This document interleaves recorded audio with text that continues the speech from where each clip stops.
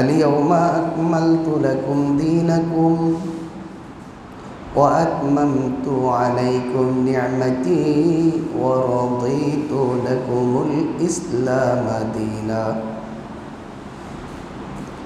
দুইটা শব্দ, প্রতি শব্দ একই অর্থের দুইটা শব্দ, আকমাল আর ইতমাম।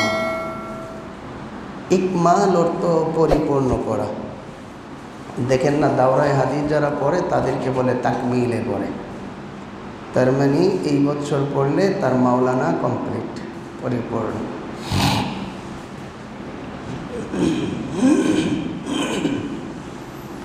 তাহলে ইকমাল বা তাকমিল অর্থ পূর্ণ করা। আবার ইতমাম, ইতমাম শব্দের অর্থ হইল পরিপূর্ণ করা, তামাম করা। তামাম মানে পরিপূর্ণ, পূর্ণ করা। তো এই দুইটা শব্দে আল্লাহ তাআলা একই অর্থের দুইটা শব্দ পাশাপাশি ব্যবহার করেছেন, কিন্তু গভীরভাবে লক্ষ্য করলে আয়াত দুইটির অর্থ, শব্দ দুইটির অর্থ এক নয়, ডিফারেন্স আছে। গভীরভাবে লক্ষ্য করলে দেখা যায় সাধারণ ডিফারেন্স।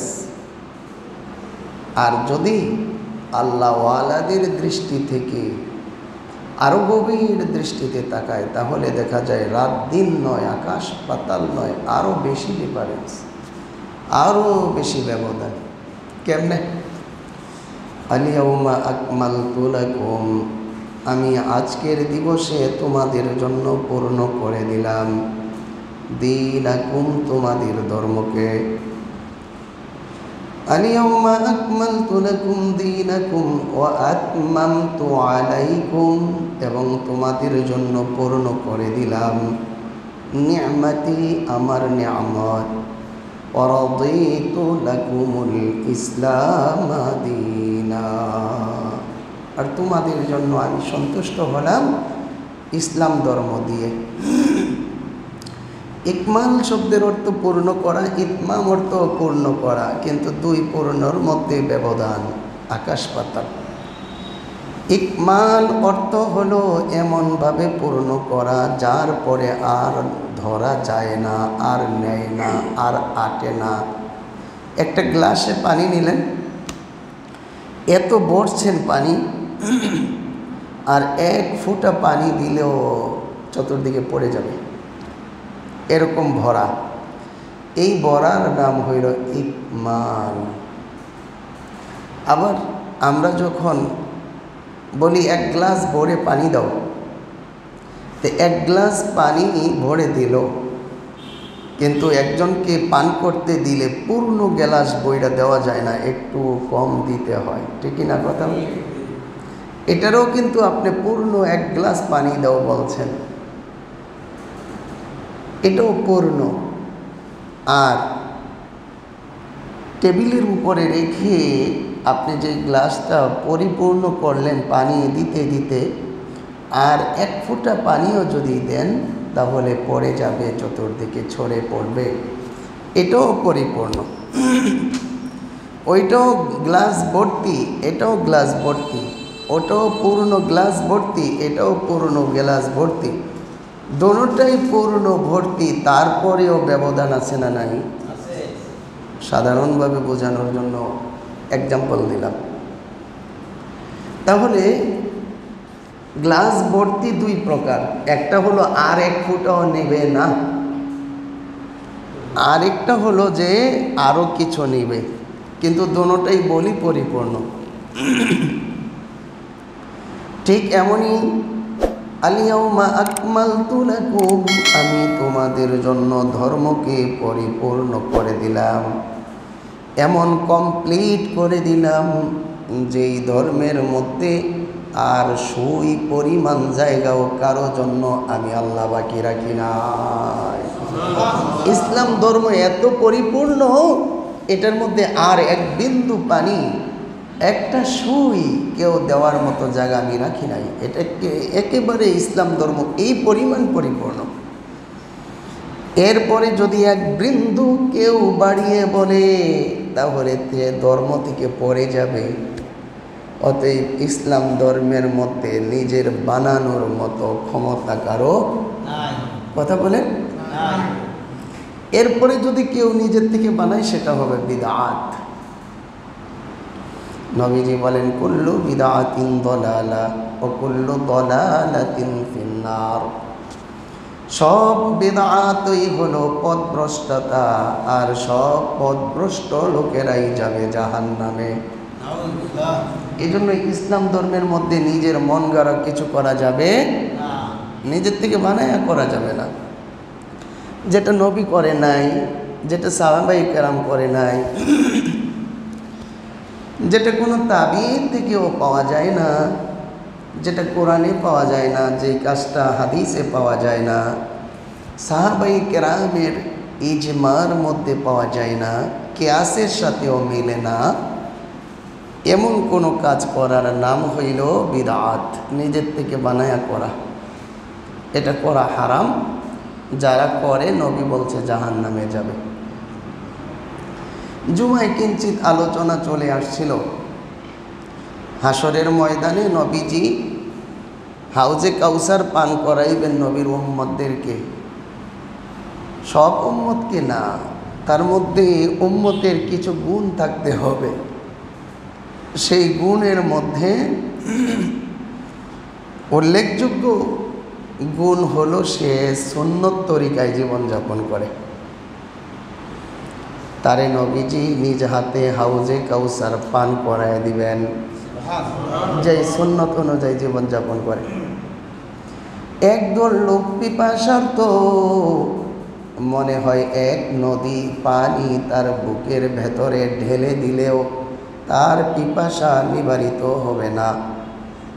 এই লোকগুলো দৌড়িয়ে আসবে রসুলের কাছে হাউজে কাউসার পান করার নিমিত্তে আশায়।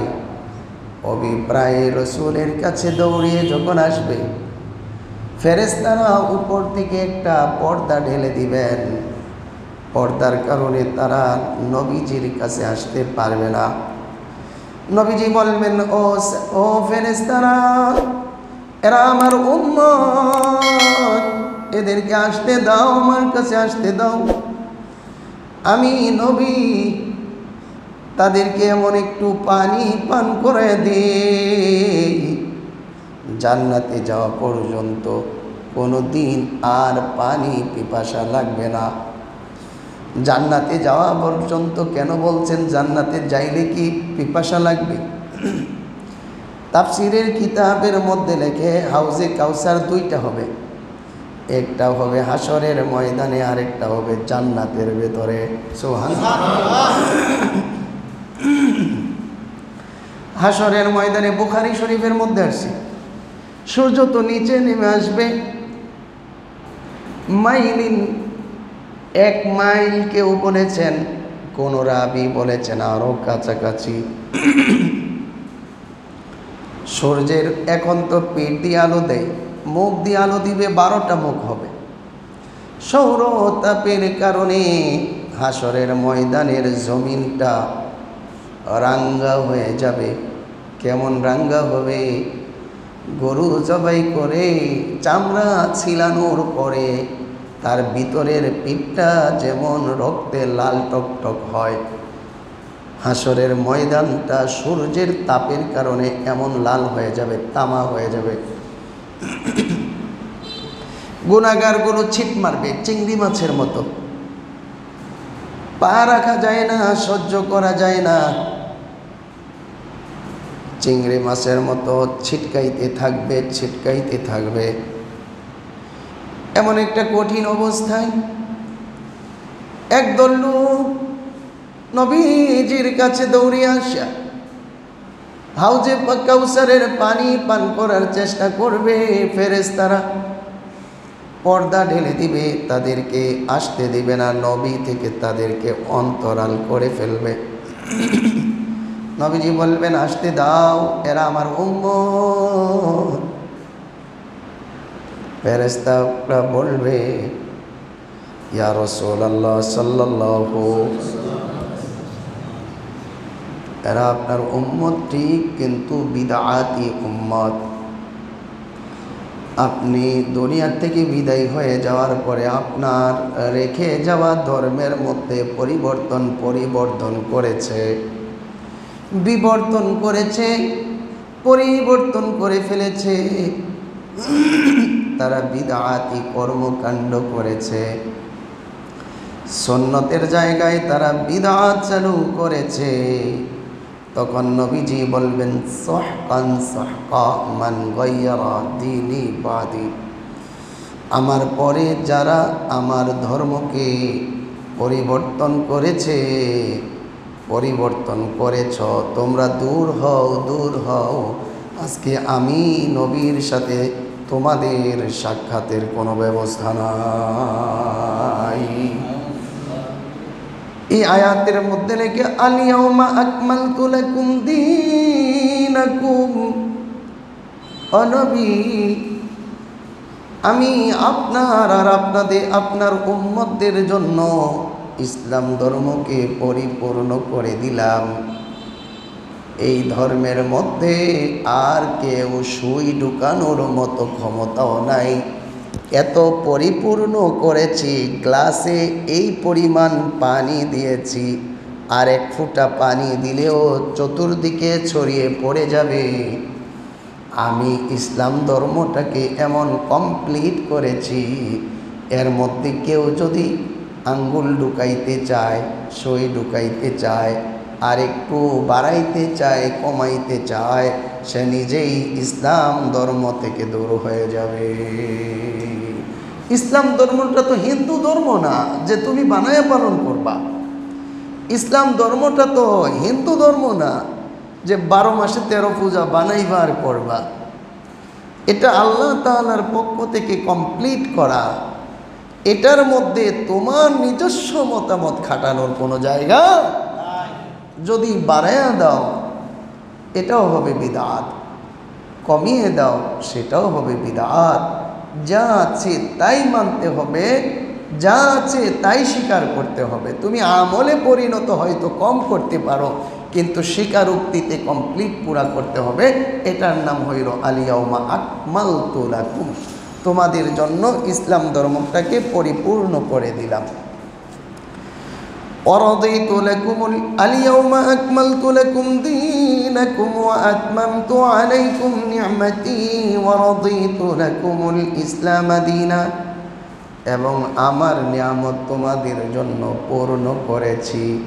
ওখানে বলছে ধর্মটাকে তোমাদের জন্য পূর্ণ করেছি, পরের অংশ বলেছেন আমার নিয়ামত তোমাদের জন্য পূর্ণ করেছি। দুটোটাই পূর্ণ কিন্তু শব্দ ভিন্ন, দুটোটার অর্থ পূর্ণ কিন্তু শব্দ ভিন্ন। ব্যাপারটা কি? ইসলাম ধর্মটাকে এমন পূর্ণ করে দিয়েছি তোমাদের জন্য, এর মধ্যে আর কারো কিছু করার ক্ষমতা নাই। আর নিয়ামতকে পূর্ণ করে দিয়েছি, এটা হলো গ্লাসের কিছু অংশ খালি রাখার মতো। আমি বললাম এক গ্লাস পানি দেন তো আমাকে, বলেন তো পূর্ণ গ্লাস দিতে পারবে? পানি দিতে পারবেন? একটু কম থাকবে না? কোয়ার্টার ইঞ্চি কম থাকবে না? কোয়ার্টার ইঞ্চি কম থাকবে। এটা হলো ইতমাম, আমি তোমাদের জন্য নিয়ামতকে পূর্ণ করলাম। এই পূর্ণটা ওই পূর্ণের সমান নয়, এটার মধ্যে এখনো কিছু বাকি আছে। এই পরিমাণ নিয়ামত দিয়েছি, আরও ফাঁকা রেখেছি, আরও খালি রেখেছি। কিয়ামত পর্যন্ত আমি আল্লাহ তোমাদেরকে নিয়ামত দিতেই থাকব। তাহলে কি বুঝলাম? ধর্মের মধ্যে আর কমানো বাড়ানো যাবে না, কিন্তু আল্লাহর নিয়ামতের মধ্যে কম বেশি হতে পারে। ঠিকই না? কথা বুঝছেন? এই দুই পূর্ণতার মধ্যে এই ব্যবধান তাফসীরের মধ্যে লেখে। এবার আসেন, বলছিলাম জিলহজ মাসের 10 তারিখে এই আয়াতটা নাজিল হয়েছে। নবীজি পড়ছেন জাবালে রহমতের মধ্যে দাঁড়াইয়া ১৬ লক্ষ সাহাবীর সামনে। নবীজি জিজ্ঞাসা করলেন, ওহে সাহাবায়ে কেরাম, আমি কি তোমাদের মধ্যে দিন পৌঁছাতে পেরেছি? সাহাবায়ে কেরাম বলেন, ইয়া রাসূলুল্লাহ, পরিপূর্ণ পৌঁছাইতে পেরেছেন। নবীজি বলেন ফালিউবাল্লিগু শাহিদুল গায়বা, যারা উপস্থিত আছো তোমাদের সকলের দায়িত্ব হলো আমার পৌঁছানো ধর্মটা তোমরা যারা উপস্থিত হতে পারে নাই তাদের কাছে পৌঁছিয়ে দিবে। এজন্য দাওয়াতে তাবলীগের কাজ প্রত্যেকটা মানুষের জন্য অপরিহার্য বিধান। নবীজি বলেছেন আমি যে তোমাদের কাছে পৌঁছিয়েছি এটা তোমরা পৌঁছিয়ে দিবে যারা আসতে পারে নাই তাদের কাছে, যারা উপস্থিত হতে পারে নাই তাদের কাছে পৌঁছিয়ে দিবে। সাহাবায়ে কিরাম পৌঁছিয়েছেন তাবিঈনের কাছে, তাবিঈনরা পৌঁছিয়েছেন তাবিঈনের কাছে, তাবিঈনরা পৌঁছিয়েছেন আইম্মায়ে মুজতাহিদিনদের কাছে। পর্যায়ক্রমে তাদের পৌঁছাইতে পৌঁছাইতে পৌঁছাইতে পৌঁছাইতে আমাদের পর্যন্ত এসেছে, বিদায় আজকে আমরা মুসলমান হতে পেরেছি। তারা যদি না পৌঁছাইতো আমরা মুসলমান হইতে পারতাম না। আমরাও যদি ইসলাম ধর্মটাকে পৌঁছিয়ে না দেই তাহলে পরবর্তী জেনারেশন মুসলমান হতে পারবে না, আবার ব্যাক করবে, কাফের হতে বাধ্য হবে, তারা মুসলমানের উপর থাকতে পারবে না, ইসলামের উপর থাকতে পারবে না। এজন্য প্রত্যেকটা মুসলমানের দায়িত্ব দাওয়াতে তাবলীগের কাজ করা। ঠিক কিনা কথা বলেন? নবী যদি সাহাবীদেরকে না পৌঁছাইতেন, আল্লাহর বাণী, তারা মুসলমান হতে পারতো? সাহাবীরা যদি না পৌঁছাইতেন তাবিঈনরা মুসলমান হতে পারত? তাবিঈনরা যদি না পৌঁছাইতেন তাবিঈনরা যদি না পৌঁছাইতেন তো পরবর্তী যারা আসছে তারা মুসলমান হতে পারত। তারা যদি আমাদের পর্যন্ত না পৌঁছাইতেন আমরা মুসলমান হতে পারতাম। আমরা যদি পরবর্তী লোকের কাছে পৌঁছায় না দেই তাহলে দেখা যাবে 2-1 জেনারেশন যাওয়ার পরে তারা আবার কাফের হয়ে যাবে। এজন্য দাওয়াতে তাবলীগের কাজ অত্যন্ত জরুরি। এবং পরবর্তী লোকগুলো যদি আল্লাহ না করেন মুসলমান না থাকে, কাফের হয়ে যায়, দাওয়াত পাওয়ার অভাবে যদি কাফের হয়ে যায়, দাওয়াত না পাওয়ার কারণে যদি তারা মুসলমান হতে না পারে এবং মুসলমানের উপরে ইসলামের উপর থাকতে না পারে, এর জন্য আল্লাহ পাক আমাদের হিসাব নেবেন। কারণ রসুল দায়িত্ব দিয়েছেন বাল্লিগু ফালিউবাল্লিগু শাহিদুল গায়বা, যারা উপস্থিত আছো তোমাদের দায়িত্ব যারা উপস্থিত নাই তাদের কাছে পৌঁছিয়ে দাও। কেন মনে পড়ল? এই আয়াতটা নবীজি পড়ে পড়ে জাবালে রহমতের মধ্যে দাঁড়াইয়া দাঁড়াইয়া তায়েফের আরাফার ময়দানের একেবারে এক প্রান্তের দিকে একটা ছোট্ট পাহাড় জাবালে রহমত, আমি উঠেছি এটার উপরে। এর উপরে একটা মিনার দেওয়া আছে, একটা খাম্বাটা স্কোয়ার সিস্টেম, গোল না, স্কোয়ার সিস্টেম খাম্বাটা। আমার ধারণা মতে এখন যতটুকু হচ্ছে খাম্বাটা উঁচা হবে 9 ফিট, প্রশস্ততায় হবে 3 থেকে 3.5 ফিট বা 4 ফিট। এখানে নবীজি দাঁড়ায় বলছেন আল্লাহ আজকে আমাদের জন্য ধর্মটাকে কমপ্লিট করে দিয়েছেন। অতএব সাহাবায়ে কেরাম আমি যেমন তোমাদের কাছে পৌঁছিয়েছি, যারা উপস্থিত আছো তোমাদের দায়িত্ব হলো যারা উপস্থিত নাই তাদের কাছে ধর্ম পৌঁছে দেওয়া। দাওয়াতের কাজ করবো তো ইনশাআল্লাহ। এটা সুন্নত না, ফরজি কাজ। এটা আল্লাহ প্রদত্ত বিধান এবং আমাদের উপরে আল্লাহর হুকুম নবীজি পৌঁছে দিয়েছেন এবং দায়িত্ব দিয়ে গিয়েছেন। এই জিলহজ মাস দিয়েই তো আরম্ভ করছিলাম কথা। জিলহজ মাসের 10 তারিখে হজরতে মূসা আলাইহিসসালামকে আল্লাহ তাআলা তাওরাত কিতাবের 10টি বাণী শোনাইছেন। সুবহানাল্লাহ।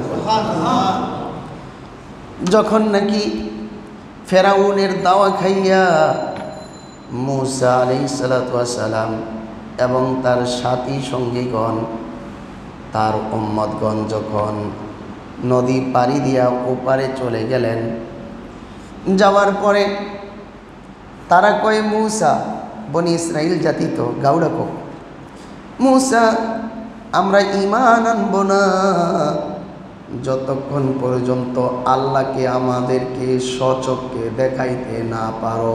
নাউজুবিল্লাহ বলেন।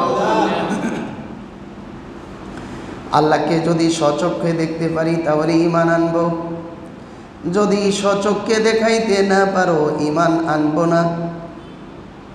মুসা পয়গম্বর বারবার মুনাজাতে বলে, আল্লাহ আমার উম্মত আপনাকে এক নজর স্বচক্ষে দেখতে চায়, যদি দেখতে পারে ঈমান আনবে, এটা তো ভালো কথা। ووعدنا موسى 30 ليلة وأتممناها ب10 فتم ميقات ربه 40 ليلة। মুসা আলাইহিস সালাতু ওয়াস সালামকে আল্লাহ তাআলা ডাকলেন, তুর পাহাড়ের মধ্যে আসো, কথা হবে। ডাকার পরে মুসা পয়গম্বর গেলেন। যাওয়ার পরে আল্লাহ তাআলা মুসা পয়গম্বরের সাথে 30 রাত্র পর্যন্ত কথা বলেছেন। আরবিতে রাত আগে আসে, এই জন্য রাত্রের কথা আল্লাহ আগে বলেছেন। 30 রাত্র কথা বলেছেন, অর্থ হলো 30 রাত 30 দিন কথা বলেছেন, মানে 1 মাস। 1 মাস কথা বলার পরে আল্লাহ তাআলা বলেন, মুসা এবার যেতে পারো। কয় না, যাইতাম না। সুবহানাল্লাহ। কথা বলার মজা যে কি, কথা বলার মজা আছে না? কথা বলেন না কে? যুবক, আরে চোখে কেতুর, কানে ময়লা খই, নাকে শ্লেষ্মা, এই শরীর পিছনে পইরা সারা রাত মোবাইলে কথা কয়, আছে না নাই? কিছু মজা না পাইলে কয় আমরা তো ঘৃণা করি ঠিক হই, শাসন করি ঠিক হই, মজা পাইছে দেখেই তো, নাইলে না। টাকাও যাইতেছে, ঘুমও হারাম। আরে একটা মানুষ যদি আরেকটা মানুষ পেটে ময়লা, পেটের ভিতরে গু, পায়খানা, চোখের মধ্যে ময়লা, দাঁতের ব্রাশ না করলে ময়লা, কানের ভিতরে ময়লা, হাতে পায়ের নখের ভিতরেও ময়লা, এই মানুষটার জন্য এমন পাগল হয়ে যায়। যদি তাই হয়, আসল প্রেমিক যারা, বিশ্ব বিখ্যাত প্রেমিক যারা, আসল প্রেমের খেলা যারা জানে, তারা মাওলার জন্য কেমন পাগল হয়ে যায়। সুবহানাল্লাহ বলে। আল্লাহু জামিলুন ইউহিব্বুল জামালা। আল্লাহ নিজেই সুন্দর। আল্লাহ সব কিছু এত সুন্দর করে বানাইছেন। একটা সুন্দরী মহিলা দেখলে কত মানুষের তাকায় থাকে, তার যিনি বানাইছেন সে নিজে কি কত সুন্দর কইরা বানাইছেন। সুবহানাল্লাহ বলে। এত সুন্দর যিনি বানাইছেন, আসমান সুন্দর বানাইছেন কে? তাহলে তিনি কত সুন্দর। জমিন সুন্দর বানাইছেন কে? আল্লাহ। জমিন যদি এত সুন্দর হয়, তো আল্লাহ তাআলা কত সুন্দর। আল্লাহ তাআলা কত সুন্দর।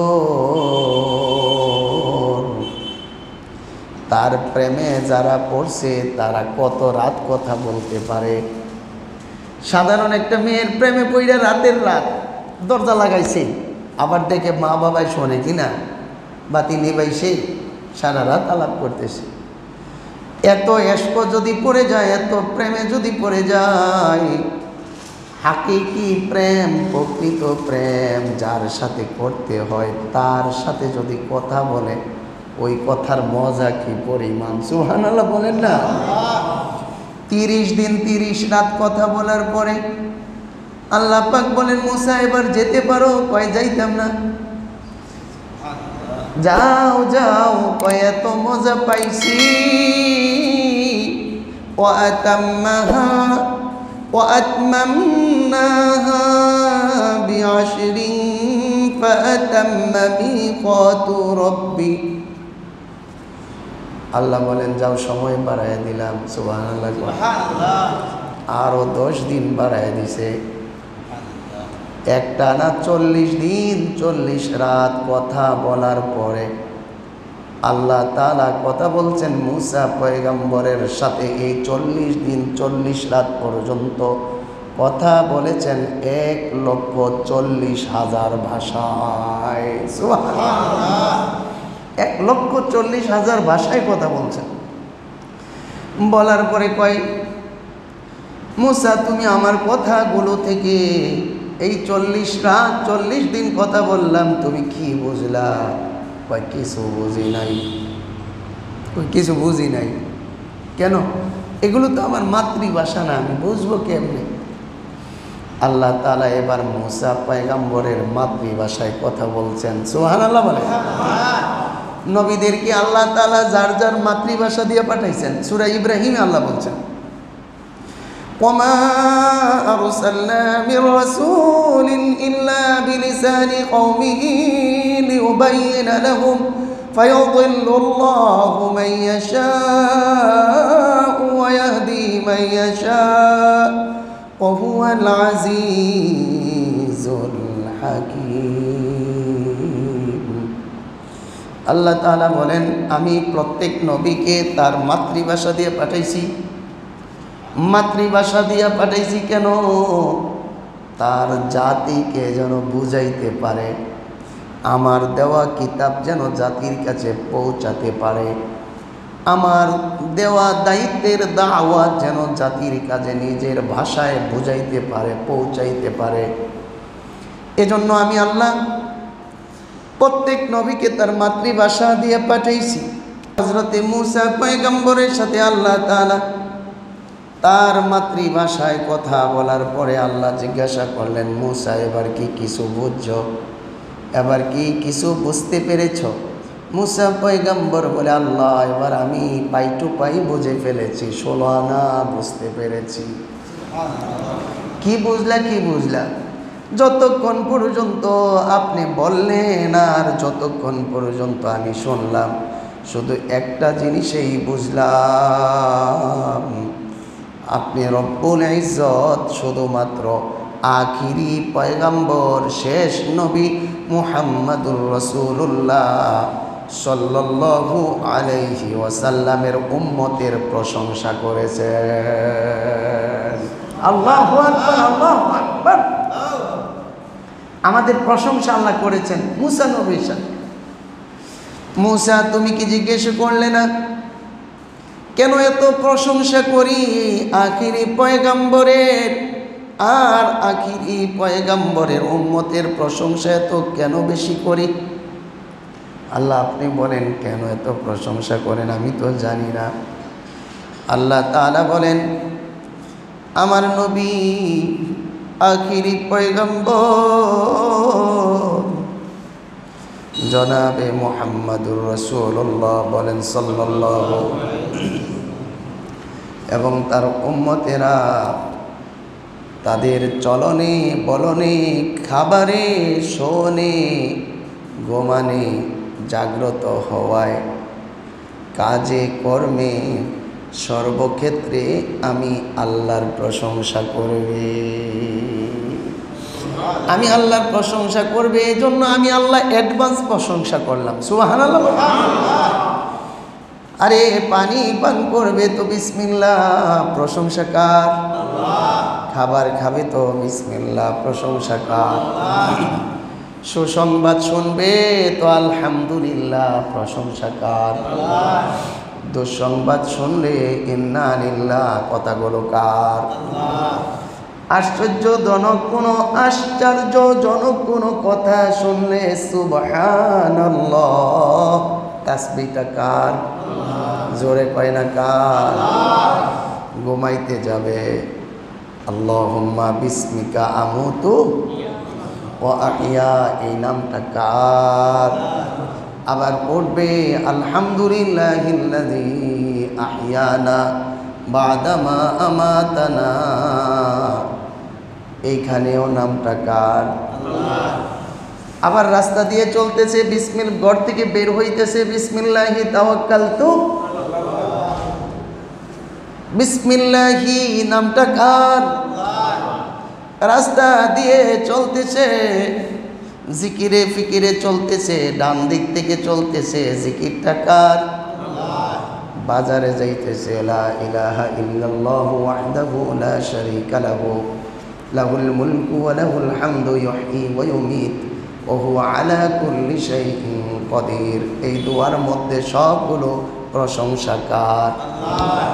কেনাকাটা করেছে, ভালো কিনতে পেরেছে, কয় আলহামদুলিল্লাহ, প্রশংসা কার? মসজিদে ঢুকতেছে, আল্লাহুম্মা আফতাহলি আবওয়াবা, কার নাম? জোরে কয় না কার নাম? আবার বলছে বিসমিল্লাহি ওয়াসসালাতু ওয়াসসালামু আলা রাসূলিল্লাহ, এখানেও প্রশংসা কার? আবার যখন বের হয়, আল্লাহুম্মা ইন্নী আসআলুকা মিন ফাদলিকা, আপনার অনুগ্রহ চাই। কার অনুগ্রহ? জোরে কয় না কার? কোরআনের তিলাওয়াত করবে তো বিসমিল্লাহ পড়বে, কার প্রশংসা? আল্লাহ তাআলা বলেন, মূসা তুমি কি জানো জনাবে মুহাম্মদুর রাসূলুল্লাহ আমার আখিরি বন্ধু, আখিরি পয়গম্বরের উম্মতের প্রশংসা আমি কেন এত করলাম? তারা চলনে বলনে, খাবারে শোনে, হাটে গাঠে মাঠে, সুখে দুঃখে যেখানেই যখন থাকবে তারা আমি আল্লাহর প্রশংসা করবে। এজন্য আমি আল্লাহ তাদের অ্যাডভান্স প্রশংসা করে দিলাম।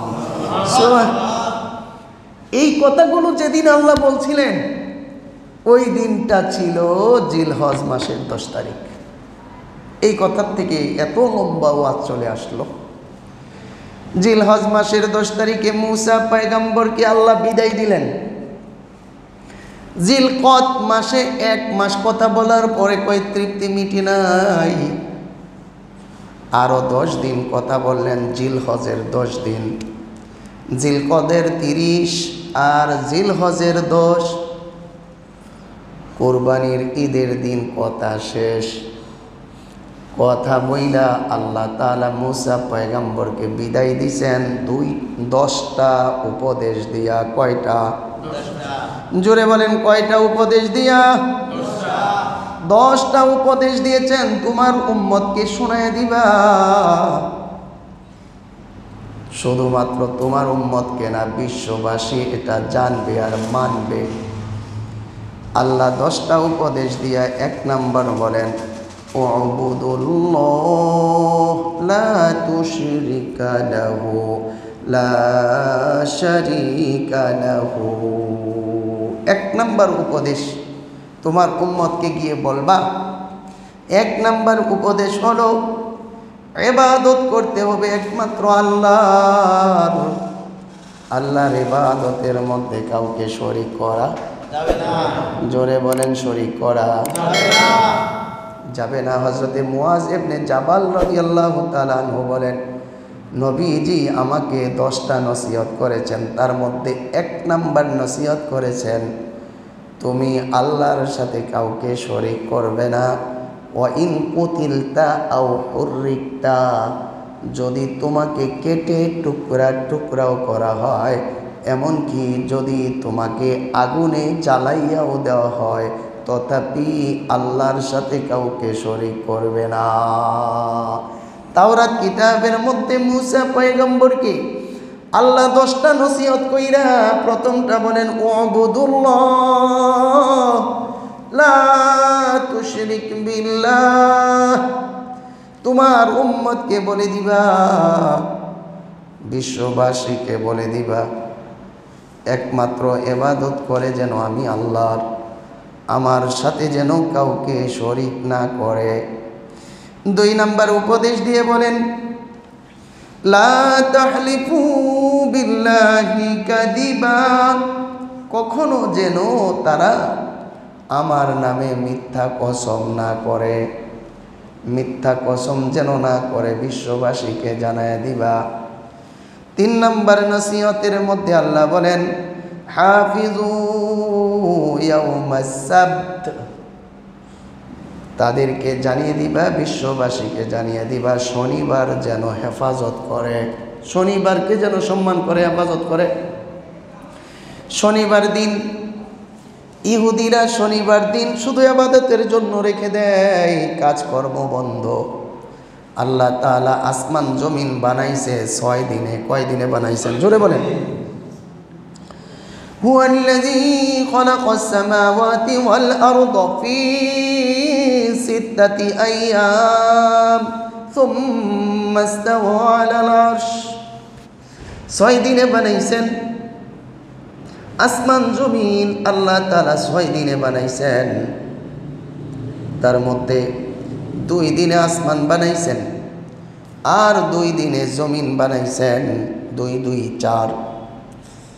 আর 2 দিনে আল্লাহ তাআলা আসমান জমিনের ডেকোরেশন করেছেন। আসমানের ডেকোরেশন করেছেন তারকা দিয়ে, চন্দ্র দিয়ে, সূর্য দিয়ে, ধূমকেতু দিয়ে, আদম সুরত দিয়ে, মিল্কি ওয়ে দিয়ে, এরপরে ব্ল্যাক হোল দিয়ে, আরও যত গ্রহ উপগ্রহ আছে এগুলো দিয়ে আল্লাহ আসমান সাজাইছেন। জমিনকে সাজাইছেন পাহাড় পর্বত দিয়ে, বৃক্ষ তরুলতা দিয়ে, খাল বিল নদী নালা দিয়ে, লেক দিয়ে, ঝর্ণা দিয়ে, প্রস্রবণ দিয়ে, বাগান বাগ বাগিচা দিয়ে আল্লাহ জমিন সাজাইছেন।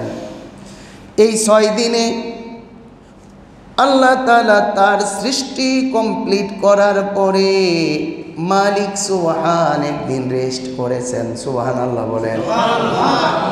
সাধারণভাবে প্রশ্ন হয়, আল্লাহ তো ক্লান্ত হন না? আল্লাহ কাজ করে ক্লান্ত হন না? লা ইয়াউদুহু, তারে ঘুমেও ধরে না, ক্লান্ত হয় না। তো রেস্ট করলেন কেন? আল্লাহ একদিন রেস্ট করে বুঝাইলেন, বান্দা তোমার একদিন রেস্টের প্রয়োজন। 7 দিন কাজ করবে, একদিন রেস্ট করবে, একদিন তোমার রেস্টের প্রয়োজন। এটা বিশেষ দিবস। বান্দাকে কর্মের কাজের ডিসিপ্লিন, নিয়ম নীতি, রেস্টের ডিসিপ্লিন, নিয়ম নীতি শেখানোর জন্য আল্লাহ একদিন রেস্ট করলেন, অথচ আল্লাহর রেস্টের কোনো প্রয়োজন ছিল না। সেই রেস্টের দিনটা ইহুদিরা নিয়েছে শনিবার দিন। এজন্য তারা শনিবার দিন সকল কর্ম বন্ধ রাইখা তারা একদিন বিশেষভাবে ইবাদতে মগ্ন হয়। ইহুদিদের নামাজ দেখছেন তো, এভাবে গিয়ে দাঁড়ায়, এই ডান দিকে আরেকটা, বাম দিকে আরেকটা, নামাজ শেষ শনিবার। 4-5 জনে গিয়ে দাঁড়ায়। এটা বাইতুল আকসার মধ্যে আপনি চার্জিলে পাওয়া যাবেন, বাইতুল মুকাদ্দাসের মধ্যে এভাবেই তারা গিয়ে নামাজ পড়ে। আর খ্রিস্টানেরা রবিবার দিনকে রেস্টের দিন বানাইছেন। ওই দিন ইবাদত বেশি করে। 1 সপ্তাহ কাজ করার পরে রবিবারে ইবাদত করে। এটার 2টা কারণ। একটা বলবো, হযরতে মারিয়াম আলাইহিসসালাতু ওয়াসসালামের যখন প্রসব ব্যথা উঠল, তখন বাচ্চা ভূমিষ্ঠ করার জন্য পূর্ব দিকে গিয়েছিল। সেই দিনটা ছিল রবিবার এবং পূর্ব দিকে একটা খরজুর বৃক্ষের বাগানের ভেতরে প্রবেশ করেছিলেন। এই জন্য খ্রিস্টানেরা এখনও পূর্ব দিকে ফিরে নামাজ পড়ে। কালকে ফজরের নামাজে পড়েছিলাম এটা। পূর্ব দিকে ফিরে তারা নামাজ পড়ে। আর মুসলিম জাতি যখন ইসলাম ধর্ম আসলো, সেই রেস্টের দিন করেছে শুক্রবার। ইদা নুদিয়া লিস-সালাতি ফাসআউ ইলা যিকরিল্লাহি ওয়া যারুল বাই'। যখন আজান হয়ে যায় শুক্রবারে, জুমার দিন, কাজ ছেড়ে দাও, ব্যবসা বাণিজ্য ছেড়ে দাও, কর্ম ছেড়ে দাও। ফাসআউ ইলা যিকরিল্লাহ, আল্লাহর জিকিরের দিকে দৌড় দাও, মানে নামাজের দিকে দৌড় দাও। আবার অনেক তাফসীর কারক লিখেছেন, এখানে জিকিরের অর্থ হইল খুতবাতুল খতিব, খতিব সাহেবের বয়ান শোনার জন্য দৌড়িয়ে যাও। তাহলে মুসলমানরা রেস্ট করে শুক্রবার আর 7 দিন পর্যন্ত কাজ করে।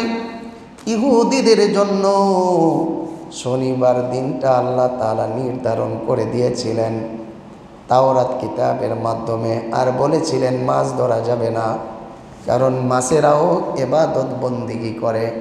শুধু এটাই না, হযরতে দাউদ পয়গম্বর যখন হযরতে দাউদ আলাইহিস সালাতু ওয়াস সালাম যখন জাবুর কিতাব তিলাওয়াত করতেন মধুর কণ্ঠ, সুবহানাল্লাহ বলে, মাছেরা এসে ভিড় জমাইতো, গাছে পর্যন্ত নীরব নিস্তব্ধ হয়ে তার তিলাওয়াত শুনতো, সুবহানাল্লাহ বলে। পাহাড় পর্যন্ত তার জিকিরের সাথে সাথে হেলতো দুলতো, সুবহানাল্লাহ। বানিয়ে বলছি না, এটা কোরআন শরীফের 22 নম্বর পারার 9 নম্বর পৃষ্ঠা, 8 নম্বর এবং 9 নম্বর পৃষ্ঠার মধ্যে আল্লাহ বলছেন, মাছের আইসা শুনতো মাছ ধরা নিষিদ্ধ, কিন্তু তারা বাটপার জাতি, মাছ ধরা নিষিদ্ধ মানে নাই, মাছ ধরলো, কৌশল করলো, কয় শনিবারে ধরি না, শনিবারে মাছগুলো গর্তের মধ্যে ঢুকতে দেয়, নালার ভেতরে ঢুকতে দেয়, এরপরে আটকে দেয়, রবিবারে ধরে। মনে করছে বাটবাড়ি করলে মনে হয় আল্লাহ ধরবে না। ওমাকারু ওয়ামাকারাল্লাহ আল্লাহু খায়রুল মাকিরিন। যত মকরবাজি বান্দা করুক না কেন, যত বাটপারি সিটারি করুক না কেন, দুনিয়ার কেউ যদি না বুঝে বুঝবেন কি? দুনিয়ার কেউ যেটা বুঝে না সেটা বুঝেন কে? কেউ যেটা দেখে না সেটা দেখেন কে? কেউ যেটা পারে না সেটা করতে পারেন কে? শনিবার দিনটাকে গুরুত্ব দেওয়ার জন্য, হেফাজত করার জন্য, মূল্যায়ন করার জন্য নির্দেশ দিয়েছিলেন আল্লাহ তাআলা। মুসা পয়গম্বরকে 10টা নসিহতের মধ্যে একটি নসিহত করে পাঠিয়ে দিলেন। মুসা পয়গম্বরকে আল্লাহ তাআলা যেই 10টা নসিহত করে পাঠাইছিলেন তার মধ্যে 4 নাম্বার নসিহত হলো মা বাবার প্রতি সম্মান প্রদর্শন করা। মা বাবার প্রতি সম্মান প্রদর্শন করা। আল্লাহ তাআলা সেখানে বলেছেন, যেই সন্তান তার মা বাবার প্রতি শ্রদ্ধাশীল হবে, ভালো আচরণ করবে, আল্লাহ রব্বুল আলামিন তার আয়ুষ্কাল বাড়াইয়া দিবেন, তার হায়াত বাড়াইয়া দিবেন কি? মা বাবার প্রতি শ্রদ্ধাশীল সন্তান যে হবে তার হায়াত বাড়িয়ে দিবেন কে? তার রিজিক বাড়াইয়া দিবেন কে?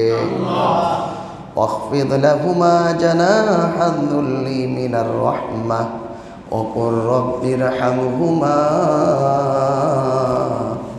كما ربياني صغيرا।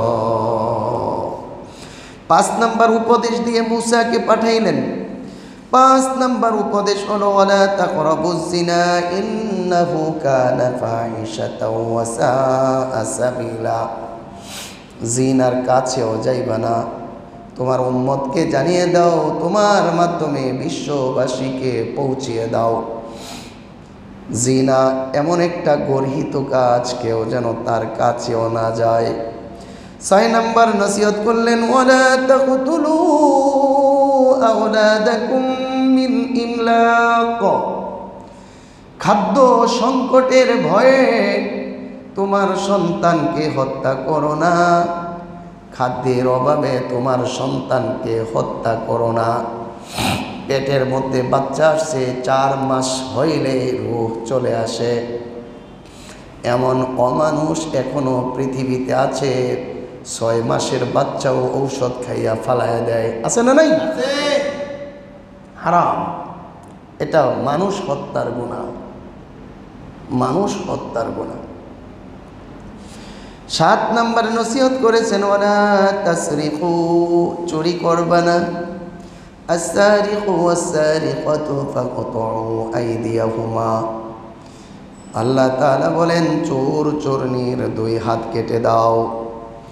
এরপরে 8 নাম্বার নসিহত করেছেন ওয়ালা তাশহাদুজ জুর আলা জারি, তোমার প্রতিবেশীর উপরে কখনো মিথ্যা সাক্ষী দিবে না। প্রতিবেশীর সারা অন্যদের উপরে কি মিথ্যা সাক্ষী দেওয়া জায়েজ না হারাম? কথা বলেন না কেন? তো প্রতিবেশীর নাম কেন বলছে? প্রতিবেশীর প্রতি মানুষের হিংসা থাকে বেশি, আপনজন হিংসা করে বেশি, কাছের লোক হিংসা করে বেশি। প্রতিবেশীর সাথে হিংসার বশবর্তী হয়ে মিথ্যার সাক্ষী দিয়ে বসে, জন্য মিথ্যা সাক্ষী দিবা না। 9 নাম্বার নসিহত করেছেন ওয়ালা তামুদুরু ফি বুয়ুতি জারিকুম, তাওরাত কিতাবে এগুলো আছে। হে মুসা, তুমি তোমার উম্মত সহ বিশ্ববাসীকে জানিয়ে দাও তারা যেন তাদের প্রতিবেশীর ঘরের ভেতরে না তাকায়। প্রতিবেশীর ঘরের ভিতরে যেন তাকায় না, মানে তার বিবির দিকে যেন তাকায় না, অন্যের বিবির দিকে যেন তাকায় না। ওয়ালা তানজুরু ইলা জাওজাতি জারিকুম ওয়ালা ইলা আশিয়াইহিম, তারা যেন তাদের প্রতিবেশীর বিবির দিকে না তাকায় এবং তাদের প্রতিবেশীদের অর্থ সম্পদের দিকে যেন না তাকায়। অর্থ সম্পদের তাফসিরের মধ্যে লিখছে গরু, ছাগল, ভেড়া, বকরি সহ অন্যান্য জিনিসপত্র প্রতিবেশীর জিনিসপত্রের দিকে যেন না তাকায়, প্রতিবেশীর কোনো সম্পদের দিকে যেন লোভ না করে। এরপরে তাফসিরের কিতাবের মধ্যে লেখে এই যে 10টা নসিহত আল্লাহ তাআলা তাওরাত কিতাবে দিয়া মুসা পয়গম্বরকে প্রেরণ করলেন, পাঠিয়ে দিলেন। এই 10টা নসিহত আল্লাহ পাক কোরআন শরীফের 2টা আয়াতের মধ্যে আবার আমাদের জন্য রিপিট করেছেন। সুবহানাল্লাহ। 10টা নসিহত 2টা আয়াতের মধ্যে, 10টা উপদেশ 2টা আয়াতের মধ্যে আল্লাহ তাআলা আমাদের জন্য আবার পাঠিয়ে দিয়েছেন। সেই 2টা আয়াত সংক্রান্ত আলোচনা করতে গিয়ে বলবো, আল্লাহ তাআলা বলেন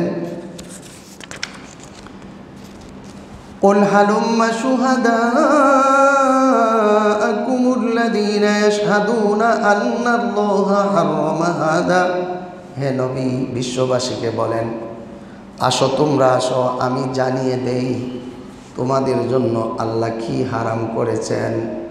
ফাইন শাহিদু ফালা তাশহাদ মাআহুম ওয়ালা তাত্তাবি' আহওয়াআল্লাযীনা কাযযাবু বিআয়াতিনা, মিথ্যা সাক্ষী দিবা না, আর যারা আমার আয়াতকে অস্বীকার করে, কোরআনকে অস্বীকার করে তাদের কথা মানবা না।